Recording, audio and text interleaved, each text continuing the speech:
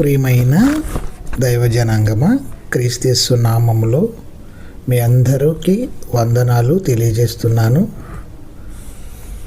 లేఖన సందర్భంలోకి వెళ్ళి మనం చూడగలిగితే ప్రియులరా, మనకు అవసరమైన వాటన్నిటిని ఇచ్చే ఒక దేవుణ్ణి ఇక్కడ మనం చూస్తాం ప్రియులరా. ఆహార పదార్థాలు, విశ్రాంతి, సంరక్షణ, పోషణ, ఆదరణ, అంతేకాదు గౌరవము, ఆశీర్వాదము, కృపాక్షేమము, చివరికి ఒక పరలోకములో మన నివాసము.